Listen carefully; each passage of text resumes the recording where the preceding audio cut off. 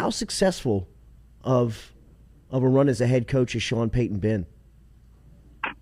It's been unbelievable, honestly. I mean, they got the Super Bowl. I mean, that's just tough to do on its own. I mean, he was talking yesterday and just mentioning, hey, like Sean McVay, Kyle Shanahan, like all these people that are kind of defining the game now, still looking for their first one, and it's hard to get there. Andy Reid still only has one. I mean, it's hard to do, but just top to bottom, I think Sean's standard in what he held everybody to made everybody better. And I think that's why you probably have a lot more confidence in their ability to make this higher than you did with the first one. And that's not a knock on anybody. I just think that they've seen success. They've seen what it takes. And I think Peyton's been as much of a part of defining that in that building as anybody anywhere in the NFL. And that's top to bottom. And yeah, man, they left them. He's leaving them in a significantly better position. They know how to win now. They know what they got to do to succeed, and they know all the details it takes to get there. Like it's over the years, like you just hear stories about like some of the crazy stuff that Sean was picky about, and like things like having the right amount of Sharpies in a bucket because that's how many Sharpies he needed to get things prepared. And when that number's off, like people are getting lit up about it. Like those are the details so that matter. And not necessarily the bucket itself and having the exact number of Sharpies in it, but just knowing that there is a standard and you have to exceed that standard or somebody's going to hit you with it. And it's down to the smallest details. And I think everybody in that building operates that way. They know what it takes. They've been around it. And I think if you make the change to Dennis Allen, which I would put my money on him being the next head coach of the Saints, if I had to place a bet right now, I think you can keep a lot of that in place. And they aren't making a change right now because they bottomed out and they were a bad team and they're trying to find their way. They're making a change just because the guy didn't want to do his job anymore. And the team is still in a position to compete. Everything we've said about how close they are, I still believe that's true. So if they go to DA, they keep that in place. That culture that Sean built is going to live on and it's going to carry on. And I think it's going to lead this group of coaches to success. What's happening with Peyton? If somebody was to come in and was to make a run at him, what type of value could the Saints get in return? I think it's right now, if he were to go, I think it would probably take multiple first-round picks. And honestly, like if you're talking about a team coming out of now and that team's the Dallas Cowboys, I feel like the Dallas Cowboys would have to pay a higher tax on Sean Payton than, say, any other team in the league. I think there's just a Cowboys tax probably at this point because they've been trying to take them forever. And I think that you just wouldn't take too kind of that. But, yeah, Sean definitely did not close the door on coaching. And part of me kind of admired the approach of him not going up there and lying to anybody about it. He just said, hey, like, basically, I don't want to coach here. I do want to coach again. I want to take a little time off. But I did what I did here. And it's just that feeling isn't really there anymore. And I want to move on. And nobody can say he misled anyone when he does end up on a sideline again. And I thought it was very deliberate that he made it clear that he's still interested in it. So teams still call him and they keep him in their conversations. And he has all the options he could want to have. But, yeah, if he goes somewhere, right now the price would be sky high. A year from now, it's a little bit lower. A year from then, it's going to be lower than that. But, yeah, if he goes anywhere within the next 3 years, the Saints will be entitled to some type of compensation, and I'm sure they'd try to collect. TV next? Would you be surprised if it's not TV? I would be surprised if it's not TV. I know he said that he hasn't talked to any TV networks. I think somebody in Sean Payton Incorporated or whatever it is has definitely talked to some people at TV networks because that stuff has been out there as long as anything else. Going into the season, hearing about different networks trying to pull them out. The ones I heard were Amazon and Fox were the two that I heard during the season. I would be surprised I think somebody associated to Sean knows exactly what options exist out there. Again, he made it clear, put the flyer out there. Hey, call me if you want to do something. I'll probably weigh his options and go to the best place. But I think he'll do that, and I think he'll be like fantastic on television. He's so good at talking about the game. Right. He breaks down these complex things, makes it understandable. He makes everybody around him smarter. And I think the traits that you see like in the media when he's breaking down the game is why he's such a good teacher, because he makes sure like people understand things and it's easy to understand what he's saying. And also the man is just an amazing storyteller. Like his anecdotes, his analogies he makes. I just think him being on TV would be extremely entertaining and we'd be enriched as football fans if we're able to watch him for a year, just talk about the league, break down the game. And I think, even if he goes back to coaching, ultimately, I think we see him in later life doing TV and being a big presence there. I said the same thing. It would be mesmerizing to see Sean Payton breaking down an offense as they break the huddle or they stand over the ball awaiting the snap, to go type like Tony Romo, just to feel like, I'm going to tell you what they're about to do. They're about to throw it right here, and they're going to put it right here, and this guy's doing this, and just to see his mind at work would be beautiful on a Sunday afternoon, to hear him describe football. Because he showed a lot of his personality, as well as, obviously everybody knows about the football acumen, but the way he was able to kind of, show off his personality. He was laughing, he was having a good time, and he got a little emotional. Like, you saw the full range of Sean Payton. I think that if you're a TV exec and somebody that you want to see him on TV, I would imagine it felt like he kind of passed that test if that's what he was doing. I think yesterday definitely humanized him in a way that we had never really seen before in those settings. And I think, that was a guy that was about to go on a year-long vacation, and the weight of the world was kind of off him for the very first time. I think, though, the times that he's been on TV before, I think he's been working on that audition tape for a while. We'd see him after seasons the last few years showing up on NFL Network, being in studio. He'd do it with ESPN, Barstool, doing their podcast. And you just see him popping up all kinds of different places. Michael Rappaport or whatever his name is. He was on that. The actor. But yeah, I think he's been embracing that aspect of it and kind of putting together that reel and just showing people what he can do for quite a while. But yeah, I think yesterday, if you're a TV exec and you're kind of trying to get that final look at him, that was fantastic. Just kind of the way that he was able to be up there, be human. And yeah, I definitely feel like he showed himself in a different light than we've seen him. And there was just I think a lot of us have seen kind of the kindness and the humanness of Sean in different settings outside of the podium and doing press and stuff like that. And just how great of a guy he can really be when he's kind of away from that competitive environment. And I think that's kind of what everybody got to see yesterday, was that side of Sean, the guy that isn't wearing the visor, and he's just up there, being himself. And you're right though. If you're a TV exec and you're watching that, I think that, Sean goes up probably a couple notches just when you see that humanness of him that maybe he doesn't show in the coach setting. He could never get a better gig than he's had in New Orleans, right? He could never get more power than he has experienced here if he was to go somewhere else. Is that right? Or he could get, I guess he would just have to demand as much.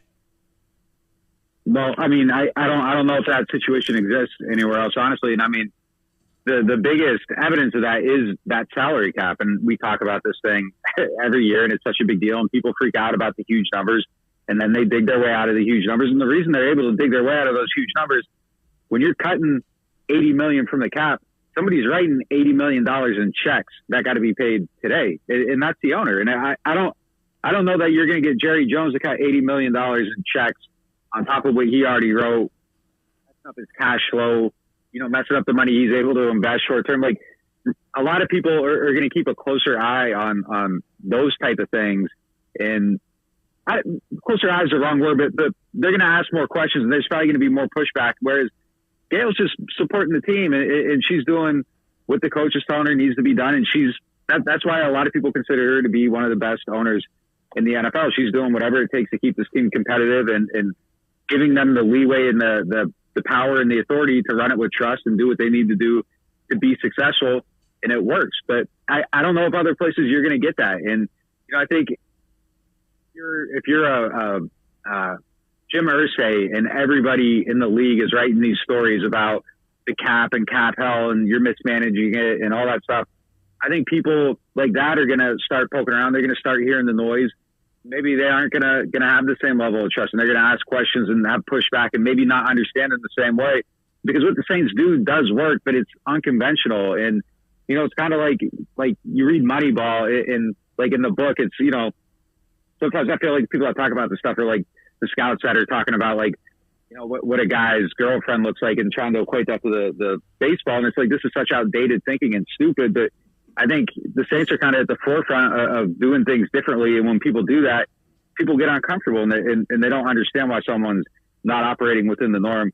And just that one example, I don't think you get in another city. And like you said, he's never going to have as much power as he has here. But I think it's just a situation where you've just been at the same place for so long. You've been looking at the same walls. You're walking through the same doors, seeing the same people. And at some point, it just becomes too comfortable, and you lose that drive and that competitive edge that pushes you forward. And look, man, like you guys doing your own show, I'm sure like there was a reinvigoration that you still feel to this date that maybe you didn't feel before, and it gets that competitiveness that you had at the beginning to climb the mountain. It gets recharged, I think, when you get into the right setting and a different setting. And I think maybe that's probably what Sean's looking for right now. And I think he probably stopped feeling that last couple of years, started getting that feeling like, hey, it's time to move on, and he did. But yeah, I think in the long run, he's sacrificing something in terms of power and control. And I'm sure Jerry Jones or whoever else would promise that to him. But is it going to be there 2 years down the road? I doubt it. I mean, he's never going to have what he had here. You mentioned Dennis Allen. I'm with you. I think he'll be the next Saints head coach. Is there a world where Sean Payton takes this year off, gets his batteries recharged, and looks back to the Saints, and Dennis Allen would be totally cool with, hey, I'll slide back to defensive coordinator if you want to come be head coach? Or do you think that would be contentious in any way? I mean, people that are waiting for that need to get out the dating apps and start swiping and looking for something. That old one's gone, man. That old one's gone. He's not coming back. He's not coming back. I mean, that was the guy that was leaving. He's leaving because I think he felt like he ran his course here. I think it's done. I don't see a scenario where he's ever back here. Dennis Allen as the next guy, he makes a lot of sense. If the Saints were to get him, as you said, they keep the Sean Payton culture that has been instituted over the last 16 seasons. How does it look any different? What else does he bring to that position? I think he can put his own stamp on it. I think that there'd probably be a little bit of a difference in how things are run behind the scenes. I think just the way he relates to people is a little bit different, but I think he's still demanding in his own way. It's just maybe a different approach to getting to the same product. But mostly it would kind of be business as usual in a sense, because I would assume that all the coaches would probably maintain their jobs. There might be a couple changes. You'd still kind of have the same Sean Payton offense. Nobody knows that better than Pete Carmichael. He's been sitting next to him for a decade and a half, going through all the game plans. And the thing about Pete gets overlooked a lot because he's not a guy that's out there that's promoting himself or looking for attention. And I think he's the rare guy in the NFL who's just happy to have his job, and he's not looking for anything else. But a lot of the stuff they come up with in these wrinkles that tear teams apart and stealing plays from other teams and making them part of what they do, that's Carmichael, and working late nights and studying tape and finding these different things to bring and present. So I think he gets overlooked for his contributions, and kind of all went back to Sean, and everything everybody did was kind of placed into Sean and Sean's offense. But Carmichael, I think, is going to be able to run that system. I mean, I'm not going to sit here and act like losing Payton isn't a blow. Like, that's going to be a huge blow, and just his feel for the game, the way he calls plays, putting the game plans together, all that stuff. I don't know if that can be totally replicated, but if there's going to be somebody that's going to run that offense, I mean, you got the guy right there. And then we saw what DA did last year. I mean, losing him and Payton in the same offseason would be kind of devastating. I'm not really sure that there's a lot of coordinators right now who are as is Dennis Allen. He's definitely at the top of the heap, I think, as far as coordinators, offensive or defensive. And the Saints know what happened in Oakland. They know what DA can do better than any other team. I think that there's probably a feel around the league that he'd be a little bit risky. And if you're a GM making a hire and you're a new GM, you get hired. Your polls going to Chicago. You hire your coach, it doesn't work out, you probably outlive him and get a chance to hire another one. But if you hire DA as your first hire, a guy that was a 4-win coach in Oakland, he doesn't succeed, you're out the door with him because you took a risk, a known risk, and it didn't work. So I just don't know if he would have got that chance anywhere else. But this goes back to the last thing, like just the trust and the structure and the continuity and all that stuff that the Saints have. Like, willing to do these things and make smart decisions that aren't necessarily calculated on, am I going to keep my job if this doesn't work? Like, they're empowered to make mistakes because they have this track record of success, and so many people have been around so long. And again, the owner has trust in her people and empowers them, and it isn't it isn't as conditional as it might be other places. And I think that's kind of what makes an organization run well, is that you have that trust and the vision and the patience to do things the right way. And you know, not everything's on a 3-4 year cycle, but I think DA would put his own stamp on it. It'd be a little bit different, but ultimately, you know, I think being able to run what you do and what Sean's done is the best case scenario here. The only thing that I think would be difficult, and that they'll have to try to figure out if it does go that way, is that it needs to be DA's program. It can't be DA running Sean's program. He can't be trying to do everything in the voice of Sean. He needs to do that stuff in the voice of DA. And I don't think that'll be a problem. You know, the fact that he was a head coach before, I think allows him to know what he did wrong, what he would do differently. Having that experience and having that failure, I think, is going to make him better going forward. But yeah, I mean, you look at like the Belichick clones and they're out there. Matt Patricia, you know, got the little pencil in his ear like Bill and trying to be Bill. Like you can't try to be somebody else. You got to be yourself. And that would be the main thing is, you know, if you're stepping into Sean's shoes and working with Sean's staff, you got to find a way to not be Sean. And I think that would be his biggest challenge.